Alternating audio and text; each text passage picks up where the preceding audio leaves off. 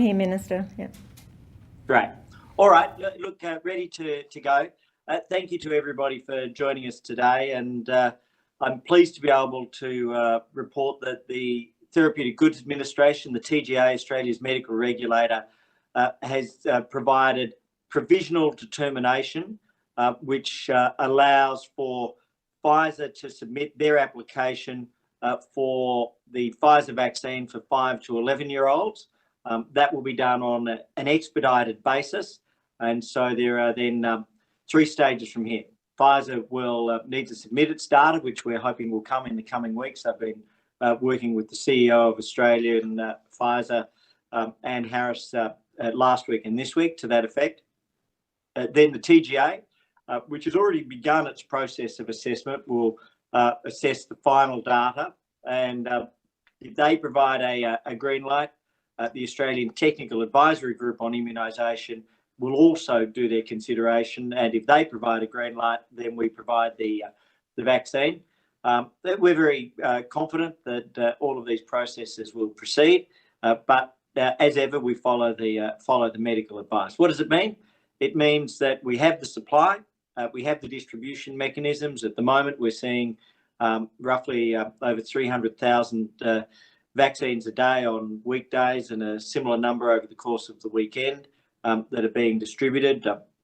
And we will just continue going on, as we've done with 12 to 15-year-olds, as we've done with the boosters for the severely immunocompromised. And so I think that's a very important sign, and it offers additional support and protection for parents and families. It's coming at an earlier time than we had previously expected, so I'm very, very pleased about that. In terms of the rollout, I am pleased to be able to say that we've had over 320,000 doses in the last 24 hours, and that now takes us to 31.679 million, so over 31 2/3 million doses delivered in Australia.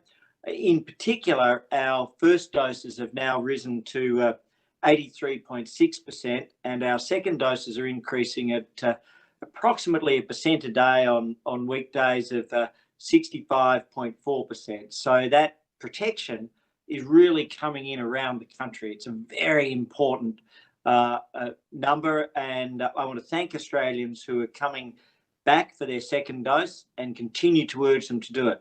For those that haven't had their first dose yet, there is ample access right around the country, and we would urge you to continue to come forward. Those numbers are increasing every day, but we'd urge you to continue to come forward. 2 particular groups that I just want to focus on briefly. Firstly is the 12 to 15-year-olds. I mentioned them before. We've now had 690,000 12 to 15-year-olds come through in less than a month, and that I think is just a great effort. The figure is now at 55.5% of 12 to 15-year-olds that have had first doses. But I think very importantly, the second dose program for the 12 to 15-year-olds is already well underway. 190,000 12 to 15-year-olds, or already 15.3% of them have had a second dose.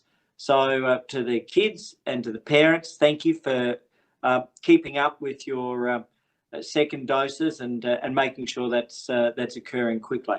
At the other end of the spectrum, the 70-plussers have now reached 97% first dose coverage. That must be undoubtedly one of the highest rates in the world.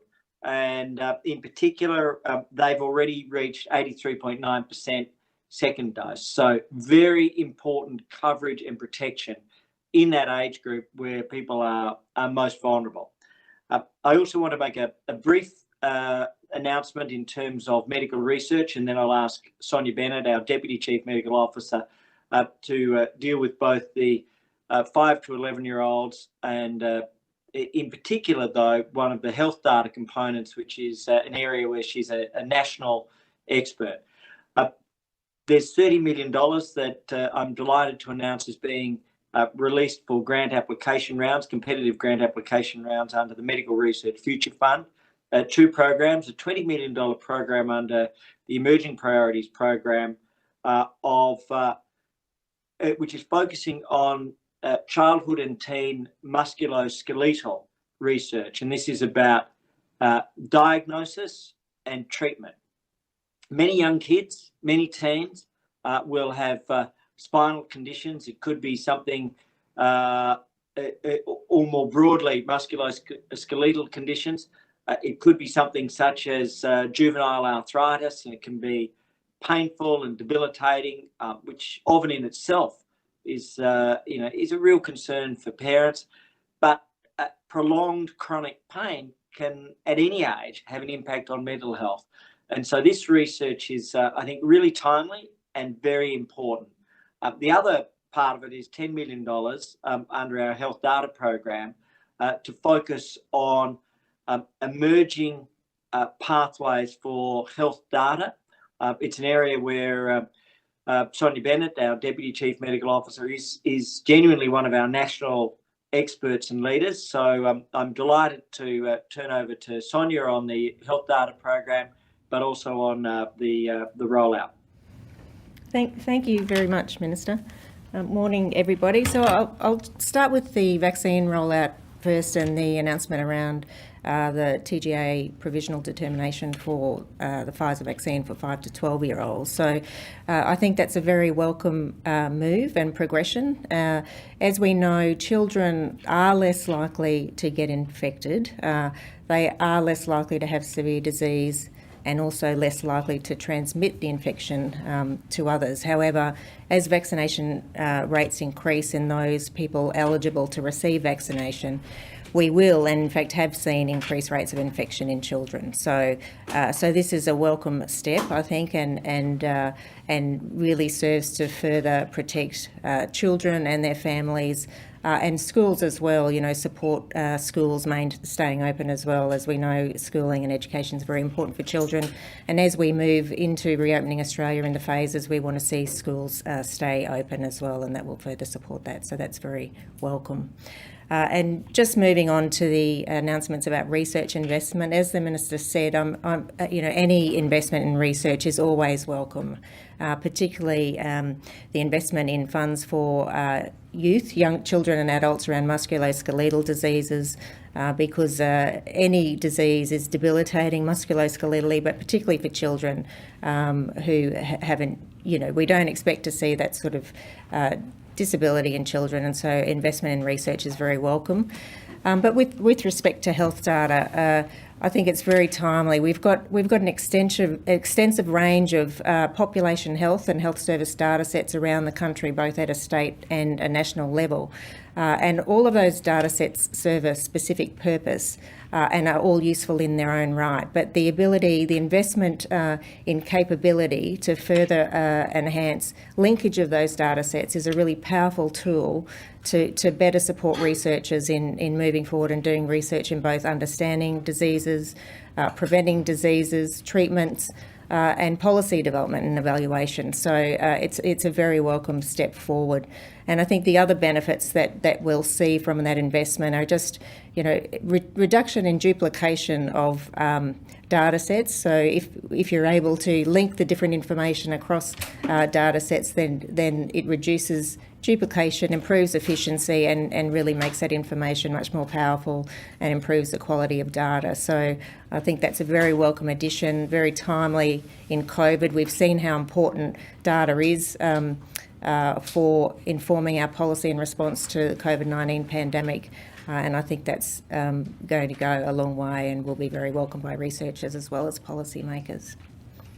Thanks, Sonia. So with the questions, I might start with Rachel, and then if we work across the room, please. So, Rachel. Thanks, Minister. We've heard this morning from the COVID-19 committee that Indigenous double-dose vaccination rates are 23% behind the rest of the general population. An acceleration effort was started a couple of months ago, but what else is being done? Are you going to boost that acceleration program to try and bring these vaccination rates up? Sure. So Indigenous rates at the moment are 57.5% first dose, 42.3% second dose. And as Pat Turner, who's the CEO of the National Aboriginal Community Controlled Health Organisation, said, it's not a question of access. It's very much a question of either hesitancy or confidence. And Pat was absolutely clear with health ministers in that statement. And so our task now is to work collectively of federal government, state government, Indigenous leaders, Indigenous representatives and media to help encourage and boost that take-up. Because you actually see that difference that you talked about in urban areas. So in parts of Western Sydney where they're at very, very high rates of vaccination and there's been extremely good access, you still have a differential. And so it's very much about three things going forwards. One is the continued program of rolling out around the country and presenting and presenting and presenting. And so it's not just one opportunity, we're providing multiple opportunities. Two, we're taking a different approach, and there's a lot more work which was done, for example, in Wilcannia, of having to literally go house to house. And so within communities, there's a lot more direct outreach house to house, even though there's the access, even though there's the availability. And the third is the confidence building program around the country. And that's very much a partnership with Indigenous communities. And we're focusing on what is the message that best works in each community. So those rates have come up significantly right from the outset. This has been a priority. There has been, as Ken Wyatt said, as Pat Turner said, either hesitancy or a sense that I'm safe, I don't need to do this. But we're continuing that work and that message through those three programs. Andrew. Minister, a couple of questions, and I'm going to sound like a broken record. I'm going to go to the question I asked earlier in the week, and it's about ATAGI and this 5 to 11 cohort, because Alan Cheng, ATAGI co-chair, has said there's no guarantee that even if TGA does give it the okay, that ATAGI will, because he says the risk of our kids getting very sick from COVID is very low, and that's a very different equation, which will frustrate parents who want their kids jabbed. I happen to be one of those parents.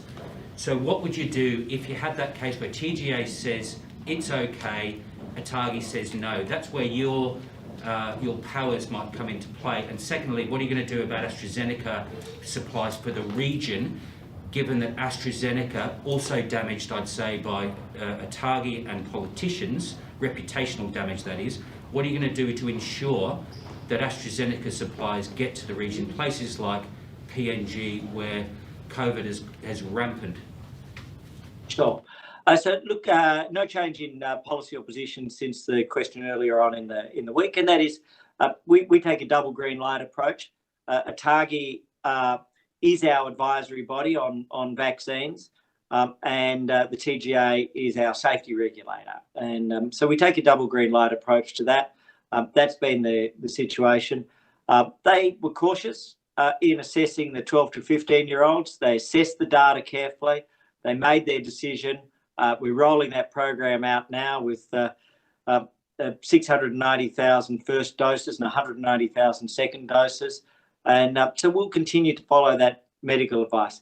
In terms of AstraZeneca, I've spoken with the chair of CSL, Brian McNamee, today, and been engaging with Liz Chatwin, who's the Australian CEO of AstraZeneca. Both have confirmed that CSL and AstraZeneca are on track to complete the full 50 million dose production run in Australia and the 3.8 million supply from overseas, so 53.8 million AstraZeneca doses.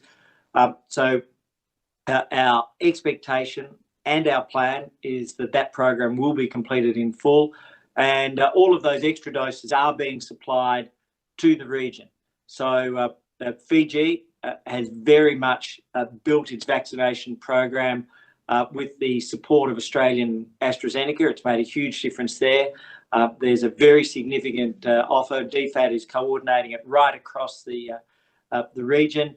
PNG, as you mentioned, our Pacific Forum friends and neighbours, Indonesia, Vietnam, we've been able to support, and others. So all of these items are coming together, and we'll continue to support them both directly with our AstraZeneca, which I'm really pleased to be able to say, the confirmation I've had today, on track, delivery in full, but also through the COVAX facility, which we've supported, and direct support for the region.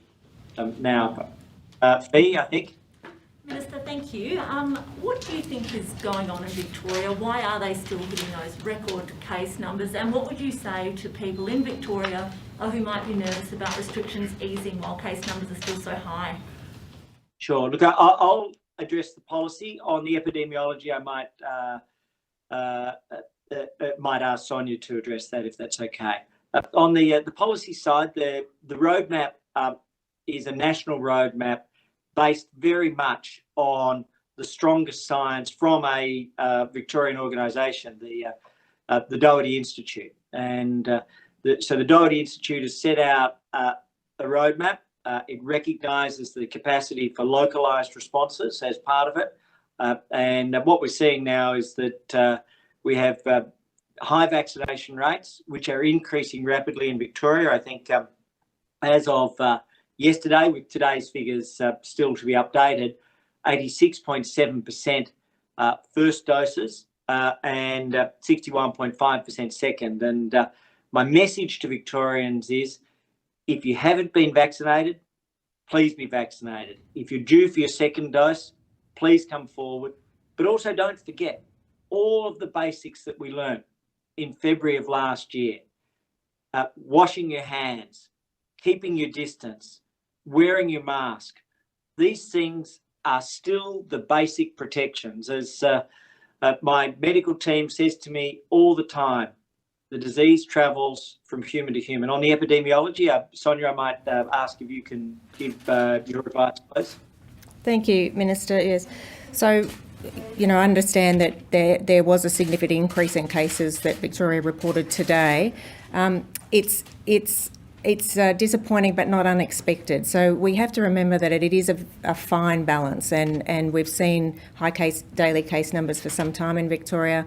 They're not quite at the levels of vaccination coverage for the reopening plan as we progress, and it all hinges around that effective reproductive number. So if every case is transmitting to more than one case, we'll see those numbers continue to rise. But what we need to see, which is a combination of measures of increasing vaccination coverage, the community continuing to implement those measures such as hygiene, getting tested when unwell, check-in codes, supporting contact tracing, and complying with the social restrictions in place, we should see that reproductive number come under one. That's what we want to see, and that's when we'll start seeing case numbers come down. And it's a fine balance at the moment, but we don't expect that case numbers are going to rise exponentially in Victoria, but we'll probably continue to see high case numbers for some time, and then expect to see them come down as vaccination continues to increase daily, which is what we're seeing. Right, and behind Fee, please. I apologise, not able to. It's Chloe from Network 10. Minister, in a couple of hours we're going to get the latest unemployment figures, which should take into account the lockdowns in New South Wales, Victoria and the ACT. Are you bracing for really high numbers? And either way, does it truly reflect the struggles of Australians and businesses going through these lockdowns? Sure. So look, I'll respectfully allow the numbers to come in and speak for themselves. I don't have any early insight on that, but we do know that these lockdowns have been immensely hard. That's why the COVID disaster relief payment was not only put in place, but why it's been so important. It keeps people connected to their employers, and so the lockdowns have been hard for workers and for families. They've been hard for individuals and also for small business owners. And so, these disaster relief payments have kept people attached to their employers, but we'll let the numbers speak for themselves on that. Our plan is the vaccination allows the progressive opening. We're seeing that progressive opening in New South Wales, and others are on a path to that as the numbers increase. And that allows for people who are employers to have the confidence that they can have their business back, which allows so many more people to be connected to their employer than would otherwise be the case. But it's been hard, and Australians have been magnificent, and it's another difficult day in Victoria, but we'll get there. We really will. The fact that the vaccination rates are continuing to increase in New South Wales and Victoria at over 1% a day for second doses, that there's the ACT at over 97% first doses. These are important signs, and we're beginning to see some momentum in Queensland and WA coming through with their first doses. Now, if I might come on my left to the front, please. Hi, I'm Minister. It's Jade from the Herald Sun. Just back on AstraZeneca manufacturing, has Australia considered extending the contract beyond 50 million to help support more of the developing countries in our region? And if not, why? Well, we've already committed to supporting developing countries in the region, and the way to do that is through the AstraZeneca contract. The agreement with CSL was always for 50 million production. They're not a contract manufacturer. They're one of the world's leading vaccination producers of it in their own right. So they've taken a massive disruption. They've been really outstanding Australian citizens. They've acted for the national interest. They've diverted themselves enormously. They've worked literally around the clock. And I know the teams, I've met the teams, they've been working 24 hours. So that was always the commitment. Our commitment to the region is through AstraZeneca, through direct doses, and through the COVAX facility. So this is one of three ways, and there's a lot more doses. Pretty much everything that's produced from here on in will go to the region. And as I mentioned before, the Fiji case is a really powerful one, where we were able to provide large volumes of early doses to the region direct from Australia, and that has helped Fiji. So we expect to complete that contract. It's on track, it's on time, reaffirmed this morning both by the CSL Global Chair, by the AstraZeneca Australian CEO, and I couldn't be more thankful. Behind, please. Minister, just to follow up to that, aid organisations have expressed the need for ongoing access and assured supply of vaccines to the Pacific and to other developing nations. If we're not extending that contract into 2022 after those 53 million doses, are we going to be supplying the Pacific with some of our Pfizer, some of our Novavax? How are we going to continue that supply into countries that don't have adequate supplies? So we have an ongoing commitment to the region. We have over $530 million that's been committed all up to vaccine supply across the region. We have over 60 million doses that we're focusing on in particular as a nation, and that's an ongoing commitment. So the contract is being delivered in full. The doses are being shared, but it was only ever one of the methods, and it was never contemplated that CSL would become a contract manufacturer for others. They have important global vaccine roles, as well as Australian vaccine, antivenom, Q fever, influenza, and other roles to be playing. And so we have a strong, clear, ongoing commitment to the region. Of all the countries in the world, we've been one of the most generous and most focused, because it's the right thing to do. And I know, talking with other leaders in the region, that they are deeply appreciative of what Australia has done. I was talking with the Vietnamese ambassador recently, and the support that we've been able to provide has been very helpful to them.